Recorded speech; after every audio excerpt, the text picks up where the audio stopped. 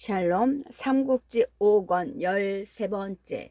유비의 처세훈이라 할까. 어쨌든 그가 천하 경륜의 바탕으로 삼는 어떤 원리를 한마디로 요약한 것 같은 말이었다.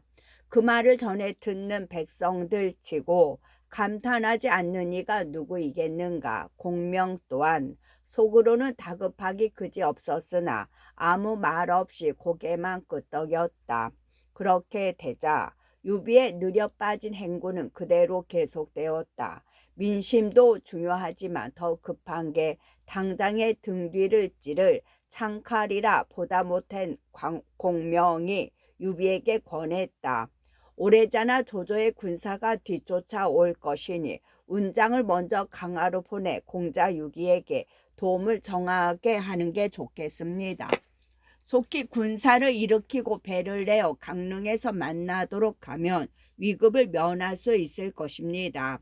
유비의 뜻을 억지로 꺾지 않고도 도움이 될 차선책이었다. 유비도 거기에만은 선뜻 따랐다. 곧 공자 유기에게 보내는 글을 써서 관운장에게 준 뒤 손건과 함께 군사 500을 거느리고 강화로 가게 했다. 관운장을 떠나 보낸 유비는 다시 장비를 불러 영을 내렸다.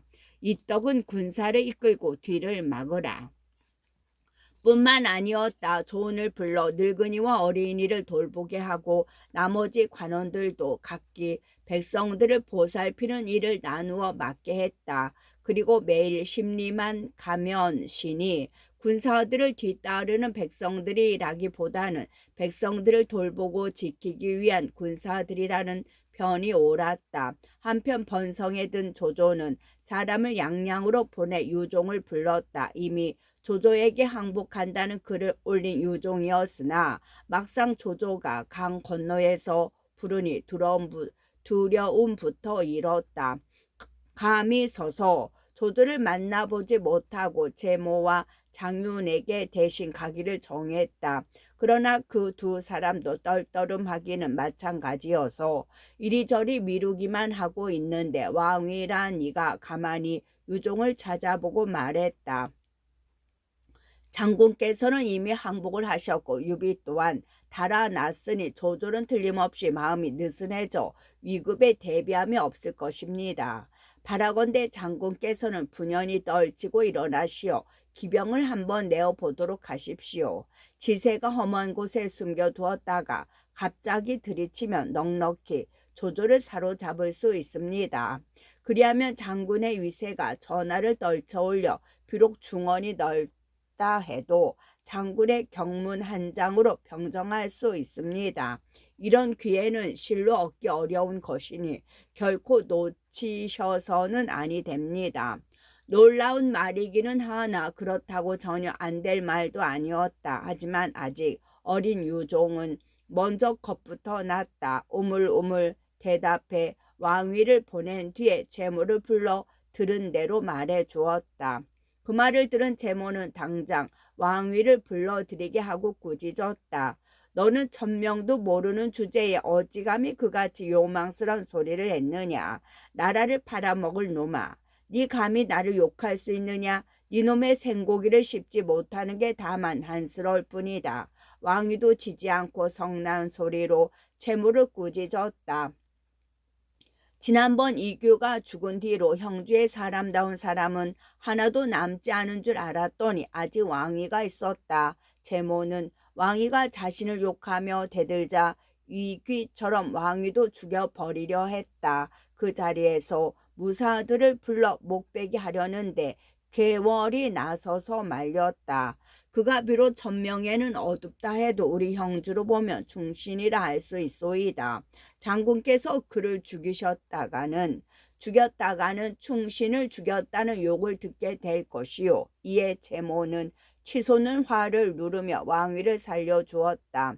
그러나 항복 문제를 온전히 매듭짓지 않고 있다가 또 어떤 일이 있을지 몰라 장윤과 더불어 서둘러 번성으로 갔다. 번성에 들어가 조조를 만난 제모와 장윤은 항복한다는 유종의 뜻을 가진 아첨과 함께 다시 전했다. 조조가 그런 둘에게 물었다. 형주의 군사와 말이며 곡식과 돈은 지금 얼마나 되는가? 마군이 5만에다 복은 15만, 수군 8만을 합쳐 군사는 모두 28만이 됩니다. 곡식과 돈은 태반에 강릉에 있고 그 나머지는 각처에 흩어져 있는데 또한 1년은 넉넉히 견딜 만합니다. 제모가 조조의 말이 떨어지기 바쁘게 엮어댔다. 조조가 엷은 웃음을 띠며 다시 물었다. 싸움 배는 얼마나 되는가? 또 원래는 누가 맡아 거느렸는가? 크고 작은 배를 합쳐 모두 7천척이 좀 넘는데 제가 맡아 거느렸습니다. 이번에도 채무는 말 떨어지기 바쁘게 대답했다. 그러자 조조는 흡족한 듯 웃고는 채모를 진나무의 수군 대도둑으로 삼고 장유는 조순우의 수군 부도둑으로 삼았다. 뜻밖에도 조조로부터 큰 벼슬을 얻자 두 사람은 몹시 기뻤다. 입이 귀 밑까지 찢어져 조조에게 절하며 고마움을 나타냈다. 조조는 그런 채모와 장윤에게 덧붙여 일렀다. 유경승은 이미 죽고 그 아들이 이렇게 와 항복을 했으니 나는 마땅히 전작께 고해 그로 하여금 영구히 형주의 주인이 되도록 해주겠네. 그렇게 전하게나. 채모와 장윤에게 더욱 기쁜 소식이었다. 자기들만 높은 벼슬을 받고 돌아가면 반드시 의심을 받게 될 것이지만 주인까지 원래의 땅을 보장받게 되었으니 그 짐까지 던 셈이었다. 제모와 장윤이 기쁜 기색을 감추지 못하고 물러난 뒤 순욱이 조조에게 물었다. 제모와 장윤은 아첨하는 무리입니다. 그런데도 주공께서는 어찌하여 그토록 높은 벼슬을 내리시고 다시 수군까지 도맡아 거느리게 하셨습니까? 조조가 껄껄 웃으며 대답했다. 내가 어찌 사람을 알아보지 못하겠소. 하지만 나를 따라온 북쪽 사람들은 수전에 익숙하지 못하오. 장차 강남을 평정하려면 수없이 겪어야 할 수전인데 큰일이 아니오. 그래서 잠시 그 두 사람을 쓰려는 것이오. 그들이 맡은 일을 다한 뒤에 저리는 따로 생각해 둔 게 있어. 하지만 그것도 모르고 턱없이 기뻐하며 형주로 돌아간 제모와 장유는 갖은 말로 조조의 후대를 전했다. 그 중에서도 유종을 장군으로 삼아 영구의 형주를 다스리게 해주겠다는 말을 무엇보다 앞세웠음은 말할 나위도 없었다. 기쁘기는 유종도 마찬가지였다. 항복은 해도 조조가 어떻게 대우할지 몰라 불안해하던 그로서는 조조의 그 같은 보장보다 더 반가운 소식이 있을 수 없었다. 그리하여 유종은 다음 날로 인수와 병부를 싸들고 어머니 제 부인과 함께 강을 건넜다. 스스로 조조를 찾아보고 그것들을 바치기 위함이었다. 조조는 좋은 말로 유종과 제 부인을 얼루 달랜 뒤 곧 장졸들을 이끌고 양양으로 갔다. 군사들을 성 밖에 머물게 한 채 약간의 호위되는 장졸들만 이끌고 성 안으로 들어서는 조조를 제모와 장윤을 비롯한 양양의 백성들은 향을 사르고 절하며 맞아들였다.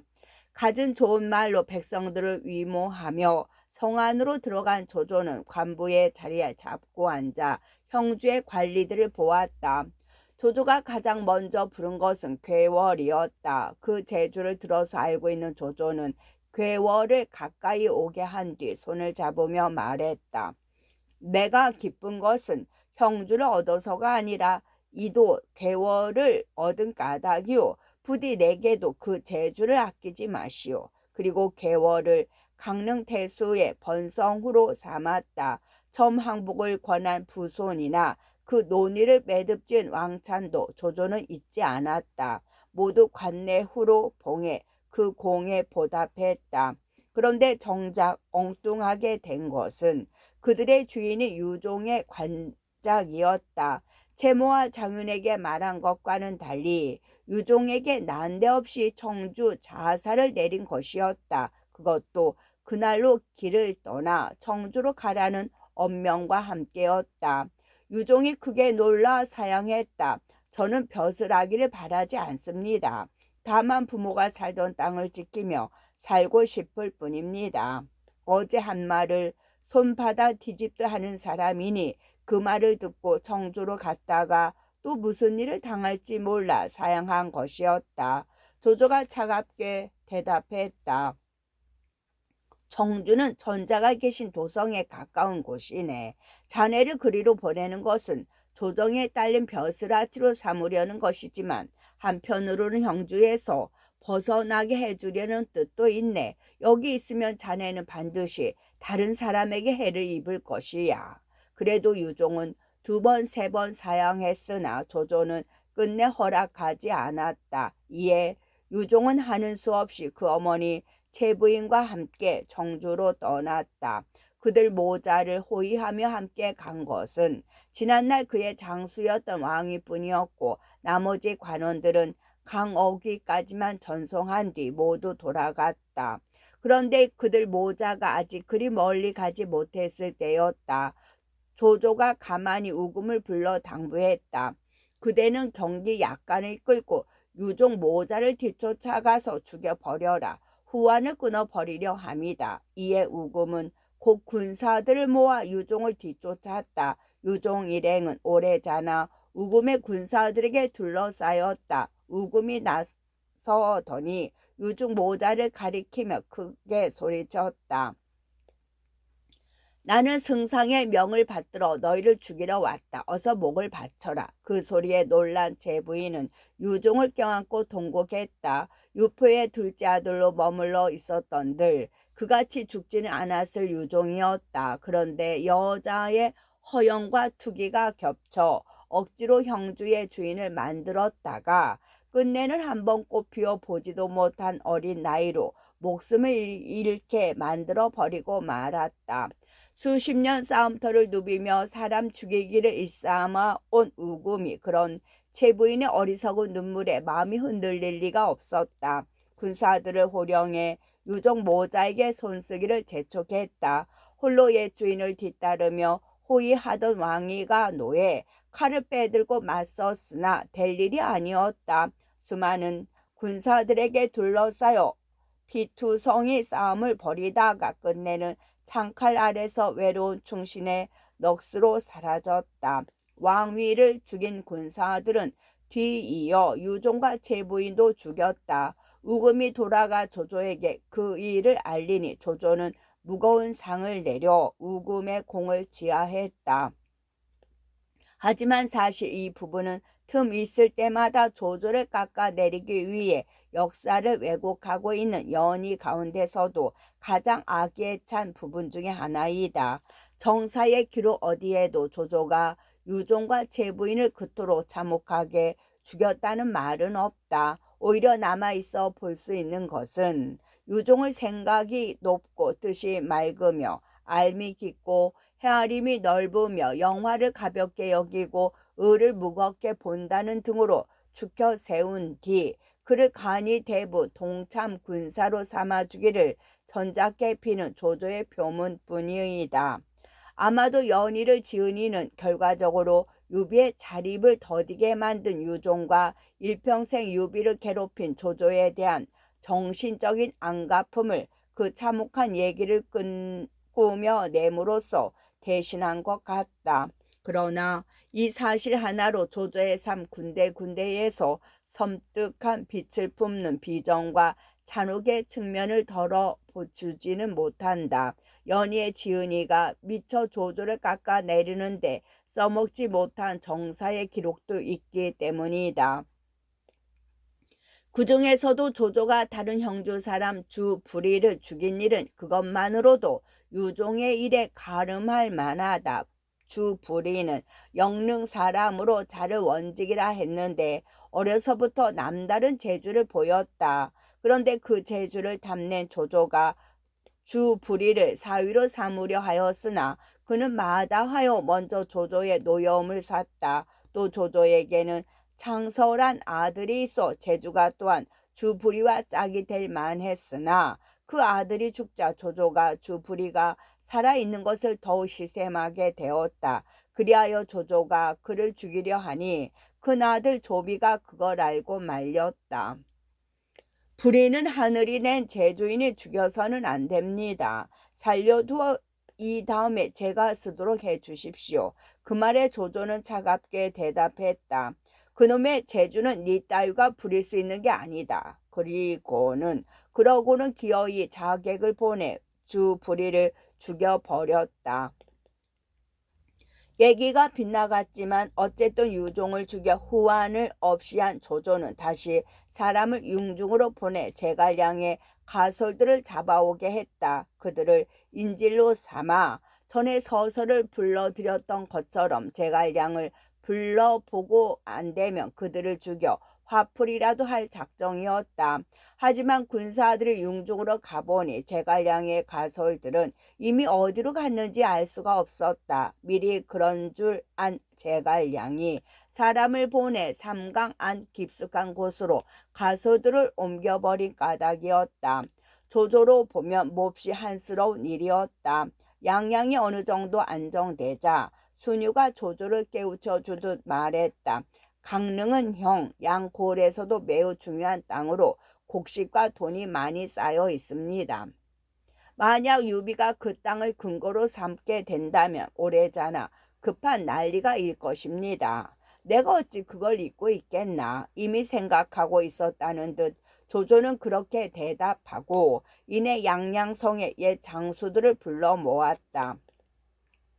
그 중에 하나를 뽑아 길잡이로 삼기 위해서였다. 조조의 부름을 받자 양양의 옛 장수들이 모두 모였으나 오직 문빙만이 보이지 않았다. 그러다가 조조가 사람을 시켜 막 찾으러 보내려 할 때에야 문빙이 조용히 나타났다. 그대는 왜 늦었는가? 조조가 이상히 여겨 물었다. 남의 신하가 되어 주인으로 하여금 그 땅을 지키게 하지 못했으니 실로 부끄럽고 슬픕니다. 무슨 낯으로 일찍 와서 승상을 배울 수 있겠습니까? 문빙은 그렇게 대답하고 문득 탄식하며 눈물을 흘렸다. 진심에서 우러난 탄식과 눈물이었다. 참으로 충신이로구나. 조조는 그렇게 감탄하며 문빙을 강화 대수로 삼음과 아울러 관내 후에 봉했다. 그러고는 한 갈래의 군사를 이끌고 앞서서 대군이 갈 길을 열라 했다. 그때 유비를 살피러 갔던 군사가 말을 달려와 알렸다. 유비는 백성들을 데리고 가는 바람에 하루 종일 10여리 밖에 나가지 못합니다. 지금까지 간 길을 냈자 겨우 300리를 조금 넘었을 뿐입니다. 유비가 이미 가도 멀리 갔으리라 여겼던 조조는 한편 반가우면서도 한편으로는 새삼 유비가 두렵게 여겨졌다. 나는 가는 곳마다 백성들을 위해 제도를 고치고 세금을 덜었다. 무언가를 베풀려고 애쓰고 도움되기를 바랐다. 그러나 백성들은 고마워하기는 할지언정 나를 좋아하고 따르지는 않았다. 나는 그럼으로써 그들의 마음을 사려 했기 때문이다.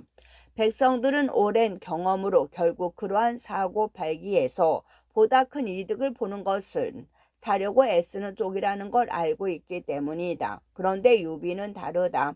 나는 한 번도 그가 적극적으로 무언가를 백성들에게 베풀었다는 말을 듣지 못했다. 아니 어쩌면 그는 제도를 고쳐 백성들을 편하게 할 만한 안목도 세금을 줄여 그들의 짐을 덜어줄 만한 재력도 없었다.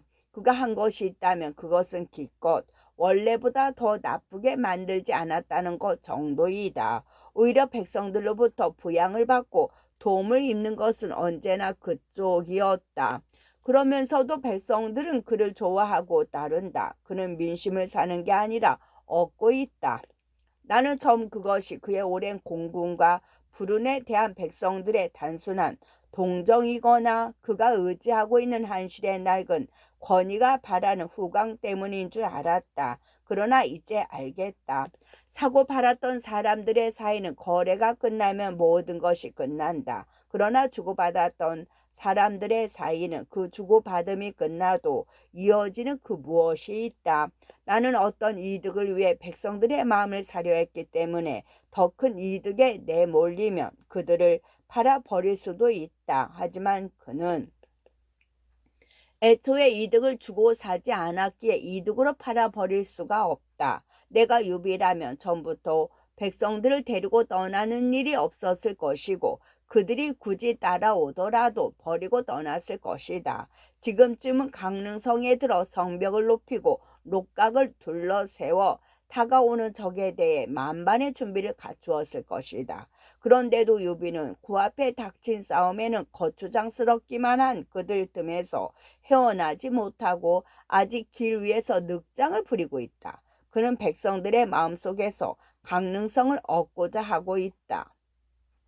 물론 나도 그와 같은 치세의 원리가 있으며 때로 그것은 내 자신이 믿는 원리보다 더 효과적임을 안다. 어쩌면 시절이 지금과 같지만 않더라도 나 또한 그 원리를 따랐을지는 모른다. 하지만 지금은 난세다. 어지럽고 들떠있는 백성들의 마음속에 성 하나를 얻는 것보다는 몇만의 군사를 몰아 땅 위에 성 10개를 얻는 게 훨씬 쉽다. 이제 나의 절기가 태풍처럼 휘몰아가면 그대가 백성들의 마음속에 쌓고 있는 성은 먼지가 되어 흩어져 버릴 것이다. 그런데도 유비, 새삼 그대가 두려워지는 것은 무슨 까닭인가? 조조는 속으로 그렇게 중얼거리다가 문득 마음을 다잡아 먹고 거느린 장수들을 모두 불러 모았다.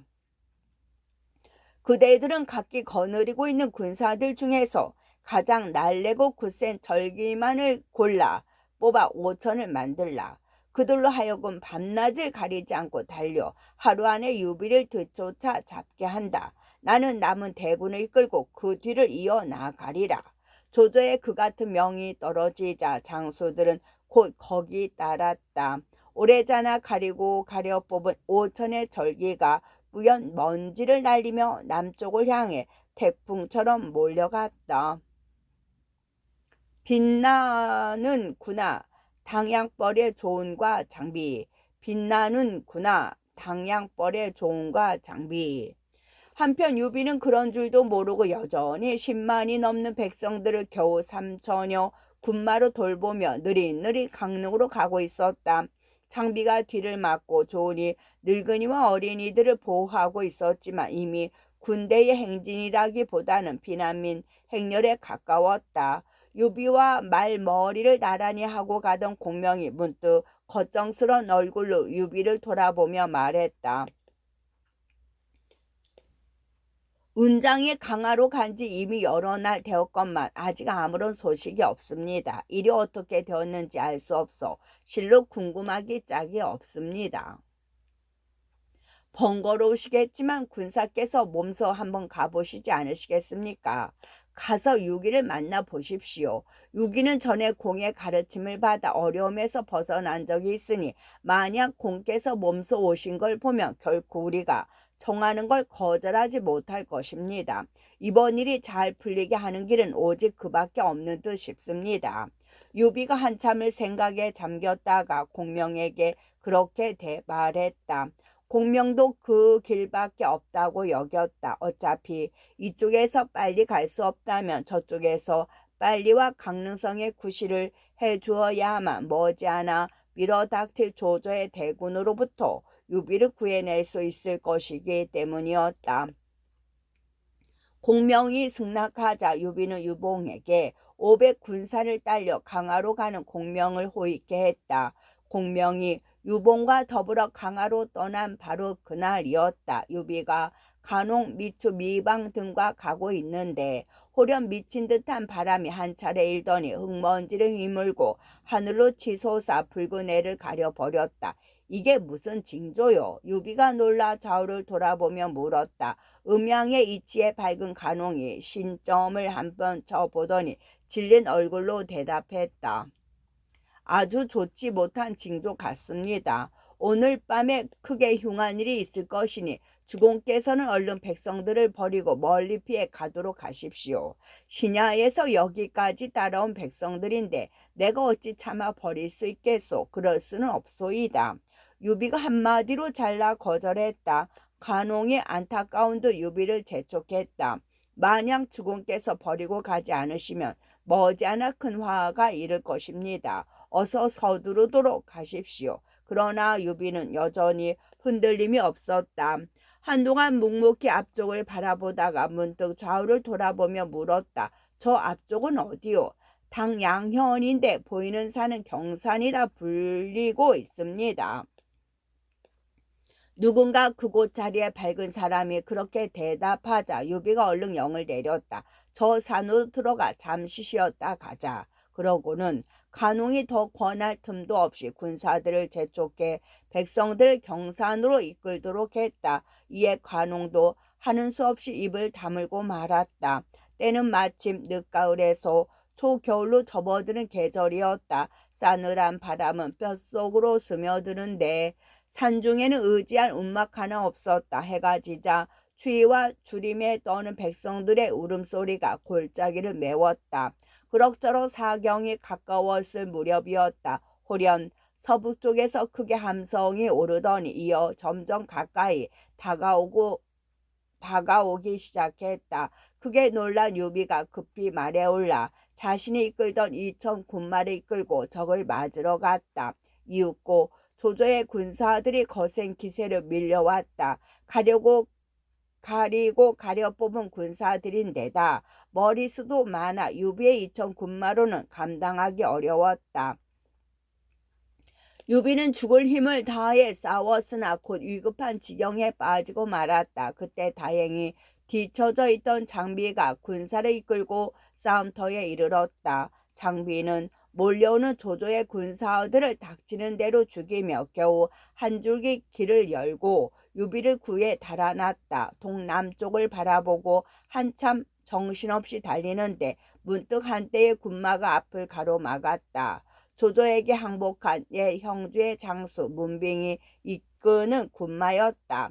주인을 저버린 역적놈아, 네 무슨 낯으로 사람의 앞을 가로막느냐.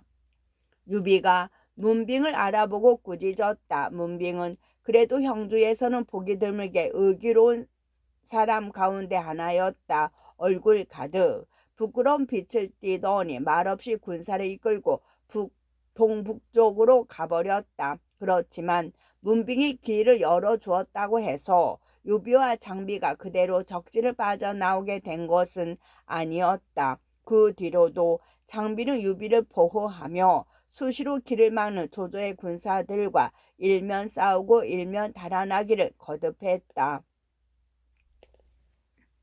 날이 희끄물에 밝아올 무렵에야 적군의 함성은 점차 멀어졌다. 그제서야 유비는 말을 멈추고 주위를 둘러보았다. 뒤따르는 것은 겨우 100기 남짓했다. 10만이 넘는 백성들이며 미추 미방 간홍과 조미 그가 이끌던 1천길은 어디로 갔는지 알 길이 없었다.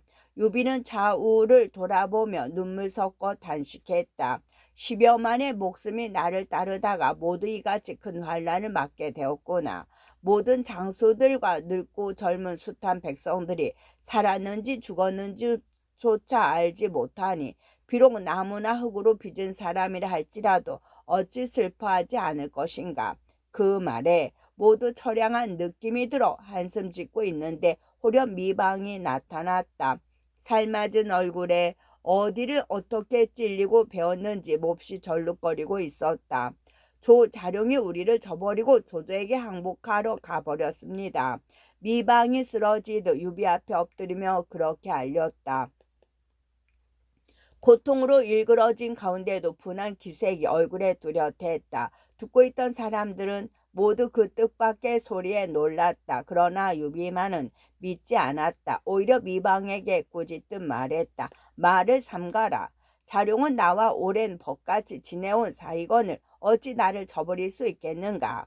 우리가 세력이 궁하고 힘이 다해 보이니까 혹시 조조에게 행복해 부귀를 누리려 하고 있을지도 모르는 일 아닙니까? 곁에 있던 장비가 미방을 건들고 나섰다. 그래도 유비는 조금도 흔들리는 기색이 없었다. 자룡은 환란 속에서도 나를 따르는 마음이 쇠나 돌처럼 굳고 변함이 없었다. 북이 따위에 움직일 사람이 아니다. 제가 이 두 눈으로 똑똑히 보았습니다. 그는 분명 조조의 본진이 있는 서북 쪽으로 말을 달려갔습니다. 미방이 거듭 우겼다. 장비가 그 말에 얼굴이 시뻘개지며 창을 꼬나 잡았다. 내가 그를 찾아보겠소. 만나기만 하면 한창에 꿰어버릴 것이요. 두 눈으로 똑똑히 보았다는 미방의 말에 조은이 변심한 게 틀림없다고 단정한 듯했다. 유비가 그런 장비를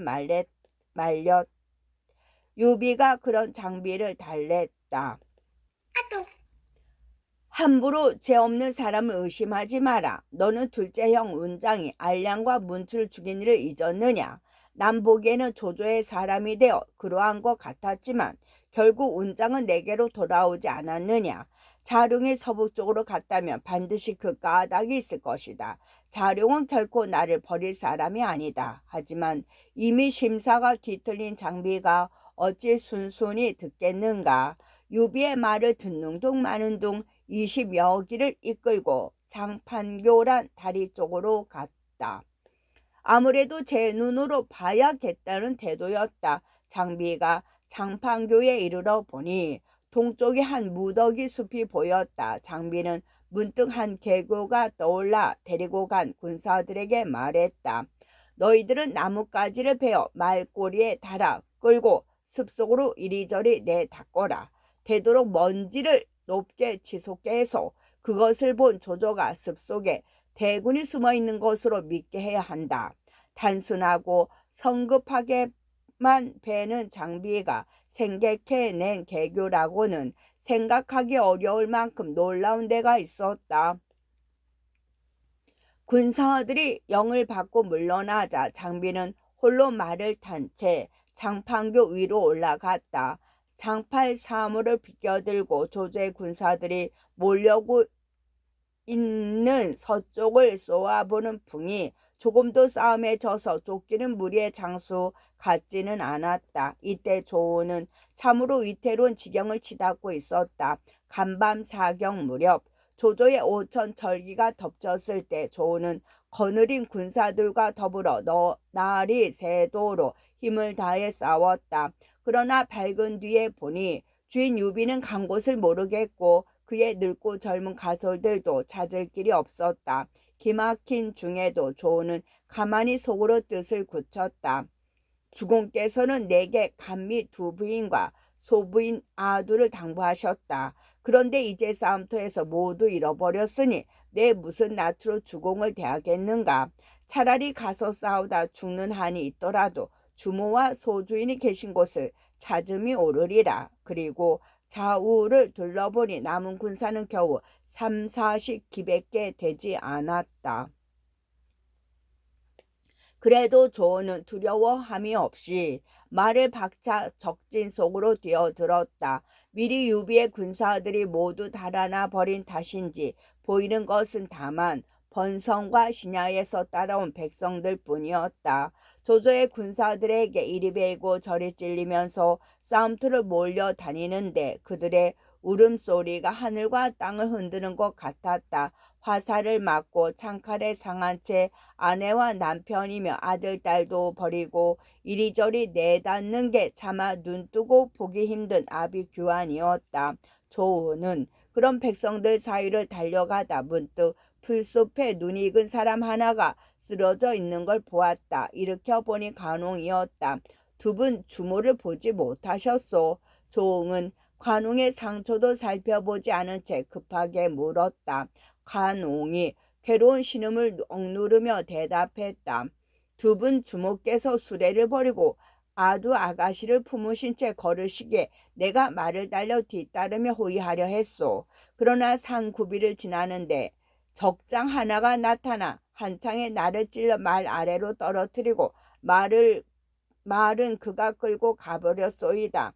내가 싸우려 한들 이 몸에 말도 없이 무슨 싸움을 하겠소. 그래서 하는 수 없이 죽은 듯 누워 있었소. 조우는 그 같은 두 부인의 소식을 듣자 마음이 더욱 급했다. 군사들이 타고 온 말 한 피를 내 간웅을 대고 사졸 둘을 붙여 부축해 가게 하며 말했다. 가서 주공께 전해 주시오. 나는 하늘 끝과 땅 밑바닥까지 뒤지는 한이 있더라도 반드시 두 분 주모와 소 주인을 찾아서 돌아가겠소. 만약 찾아도 끝내 찾지 못한다면 내 몸은 죽어 이 모래벌 위를 뒹굴 것이오. 그러고는 그대로 말을 박자 장판파란 언덕을 향해 취달았다. 한참 말을 달리는데 호련 한 사람이 크게 소리쳤다. 조 장군께서는 어디로 가십니까? 조은이 보니 길섭에 쓰러져 있던 자기 편 군사였는데 낯은 이것으나 누군지 얼른 생각이 나지 않아 물었다. 그대는 누구인가? 저는 유사군 밑에서 수레를 호송하던 군사입니다. 화살을 맞아 여기 이렇게 쓰러져 있습니다. 두 분 주모께서는 어디로 가셨는가? 다만 간부인만을 배웠을 뿐입니다. 간부인께서는 산발에 맨발로 한 무리의 안행네들 틈에 끼어 나무로 가셨습니다. 그 군사는 상처가 무거운지 겨우겨우 말을 이어 다갔다.